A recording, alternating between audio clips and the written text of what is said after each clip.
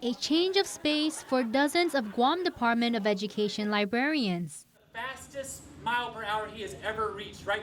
Typically, humans wouldn't ever, the top track sprinters can't get above. These educators taking on a role as students as they participate in the second science workshop at the Guam Public Library in Hagatna recently. It was hosted by the Space Science Institute, a research and nonprofit corporation with a mission to share the joy of science and educate communities nationwide.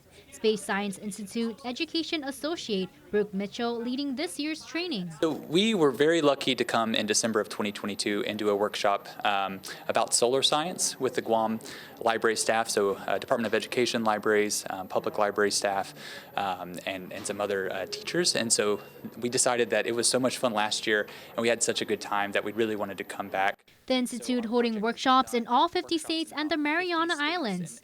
Their goal is to impart precious resources and help local libraries to foster interest in all things science and STEM. We want to help library staff and educators feel like they don't have to be an expert in their content to be able to learn with their patrons.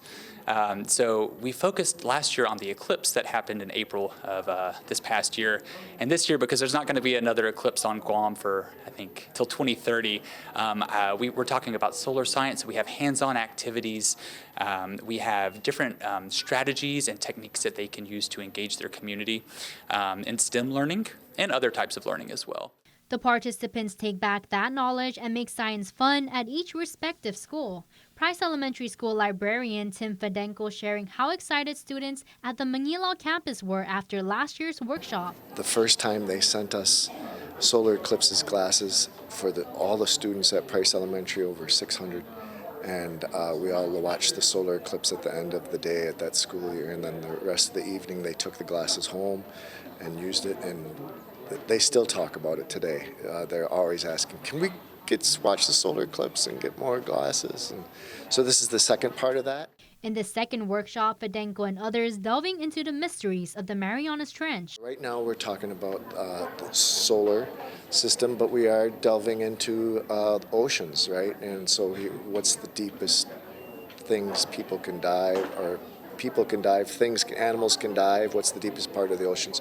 So he's branching out in different parts of the sciences. My favorite part about the experience here is the excitement that this guy brings to his presentation. Everyone's engaged, it's exciting, and everyone's freely asking questions and learning so much. As a librarian himself, Guam Public Library System Director Chris Serengen sharing why this training is so important, especially in an ever-changing time. In the olden days, we had the librarians had to deal with only books.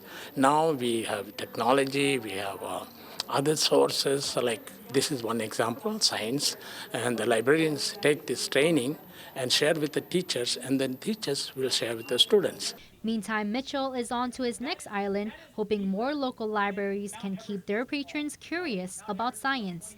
Matsuki Hirayama, KUAM News.